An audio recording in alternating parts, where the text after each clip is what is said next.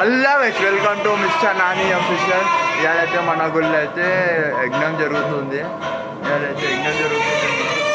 First time గుడి కట్టిన నుంచి ఇవాళైతే యజ్ఞం అంటే జరుగుతుంది. మేమైతే ఇంకా డ్రెస్ చేంజ్ చేసి ఇంకా పంతులు అయితే రాలేడు. పంతులు వచ్చినాకైతే స్టార్ట్ అవుతుంది యజ్ఞం. పంతులు అయితే వచ్చినాక యజ్ఞం అయితే స్టార్ట్ అవుతుంది. ఇంకా పంతులు అయితే రాలే, బ్యాండ్ వాళ్ళు అయితే వచ్చారు. మనమైతే గుడి రూపాయలకి అయితే వెళ్ళిపోదాం. కూర్చొని అయిపోయినాక డ్రెస్ చేంజ్ చేసుకొని యజ్ఞం మీద అయితే కూర్చున్నాం. వచ్చేసినాం. యజ్ఞం అయితే స్టార్ట్ అవుతుంది. ఇప్పుడైతే అమ్మవారి పూజ అవుతుంది. నా డ్రెస్ అయితే ఎలా ఉంది కామెంట్ చేయండి. వస్తుందిగా, వెళ్ళిపోదాం మనం రూపాయలు. अरे आराम बोला रे कोबले गोविंदाय नमः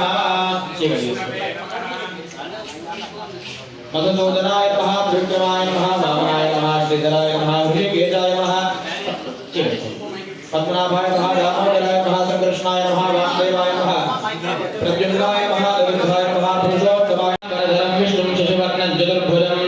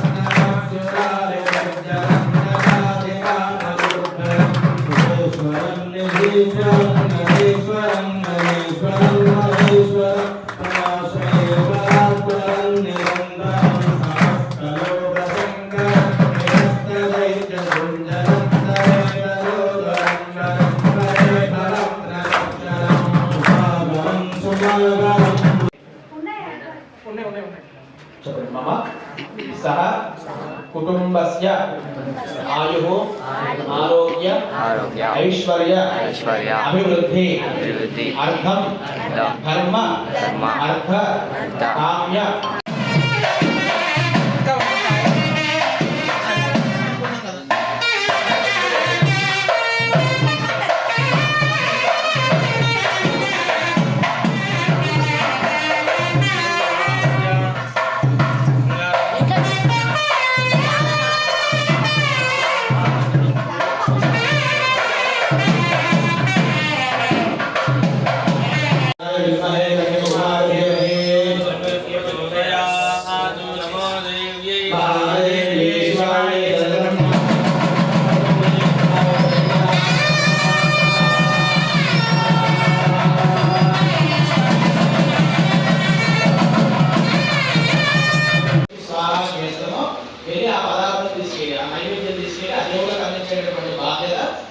దేవుడు అంటే దేవుళ్ళలో ఒక పోస్ట్మెన్ లాగా అన్నమాట అగ్నిహోత్రుడు. అందుకనే హోమాలు చేయడం ద్వారా ప్రత్యక్షంగా దేవతలకి నైవేద్యాన్ని సమర్పించడమే హోమం.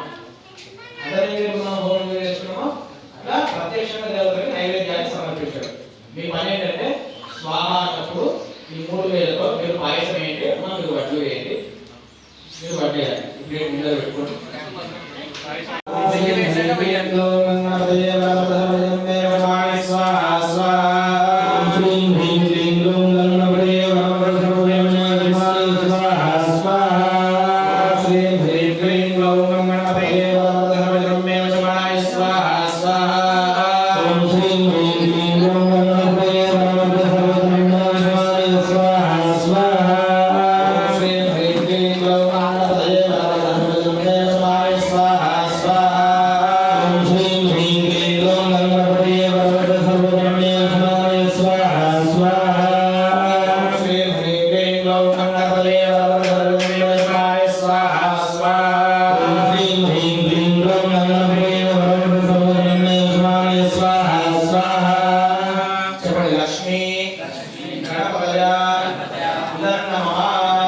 అమ్మవారి గాయత్రి పూజ చేయండి.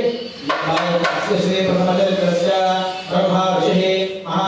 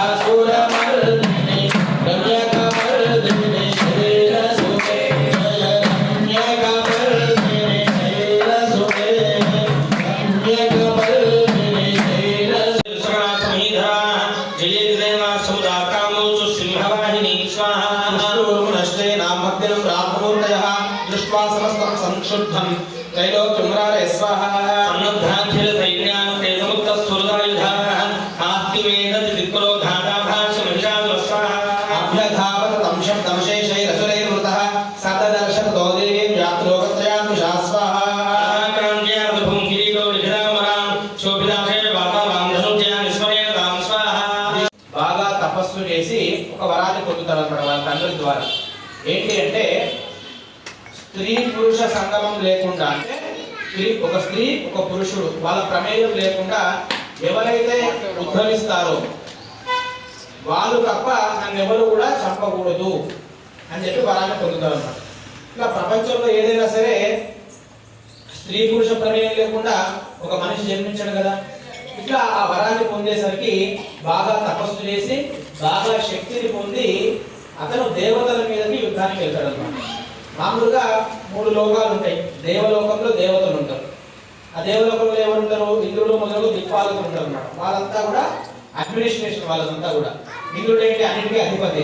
వాళ్ళకి ఎవరు ఉంటారు? వరుణదేవుడు. వరుణదేవుడు అంటే ఎవరు? నీళ్ళకి సంబంధించిన దేవుడు. అగ్నిదేవుడు ఎవరు? మనకి ఈ అగ్నిహోత్రుడు అన్నమాట. అగ్నిదేవుడు అయితే మనం ఏ పని చేయలేము కదా, వంట వండుకోలేము, ఏం చేయలేము. అట్లా ఎప్పుడంటే పుట్టడమే కాదు సంహరించడం కూడా జరగాలి కాబట్టి అట్లయితేనే బ్యాలెన్స్ అవుతుంది కాబట్టి యముడు ఆ విషయం అంతా కూడా చూసుకుంటాడు. కాలం అయిపోయిన వాళ్ళని తీసుకెళ్ళిపోవడం ఆయన పని. కుబేరుడు ఎవరంటే ధనాధిపతి అన్నమాట. దేవతలందరూ కూడా కోశాధిపతి. ఇట్లా 8 మంది ఉంటారు. వీళ్ళకి హెడ్ ఎవరు అంటే ఇంద్రుడు అన్నమాట. ఆ ఇంద్రలోకం దీన్ని దేవతాలోకం అంటారు. దాని కింద భూలోకం మనం ఉండే, దాని కింద పాతాళ లోకం ఉంటుంది. ఈ పాతాళ లోకం నుంచి ఆ మహిషాసురుడు వాళ్ళది పాతాళ లోకం రాక్షసులు ఉండేటటువంటి ప్రదేశం. ఇంకా బాగా తపస్సు చేసి ఇంద్రుడి మీద గెలిచింది అన్నమాట. వాళ్ళు ఎవరు కూడా చంపలేకపోతున్నారు. అప్పుడు దేవతలందరూ కూడా ఒక సభ చేసింది అన్నమాట. సభ అంటే తెలిసిందే కదా మీకు. అక్కడ బ్రహ్మదేవుడు, విష్ణుమూర్తి, శివుడు, ఈ అష్టదిక్పాలకులు వీళ్ళందరూ కూడా కలిసి ఒక సభ చేస్తే ఇట్లా మహిషాసురుడు దేవతలందరినీ కూడా గెలిచి ఇబ్బంది పెడుతున్నాడు. రాక్షసుల చేతిలో అడ్మినిస్ట్రేషన్ అయిపోతే ఏమవుతుంది? ఎక్కడ పడితే ఇష్టం వచ్చినట్టు చేసేస్తారు కదా. అట్లా ఇవన్నీ కూడా దెబ్బతింటాయని చెప్పి ఈ విషయాన్ని అక్కడ తీసుకొచ్చేసరికి విష్ణుమూర్తికి శివుడికి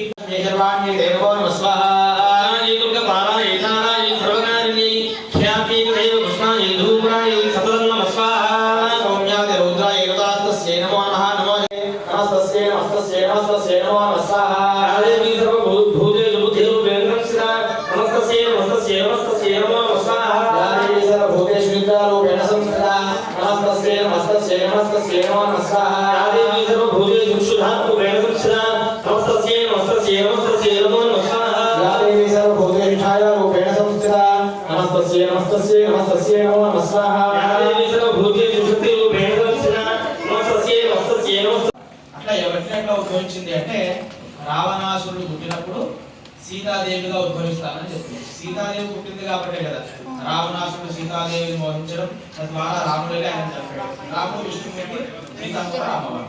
అట్లా శ్రీశైలంలో ధర్మరాముడిగా ఒక రాష్ట్రుడు ఉద్భవించినప్పుడు ధర్మరాముడిగా పుడతారు. తర్వాత కుంకుమాక్షర పుష్పేర सहस्रांश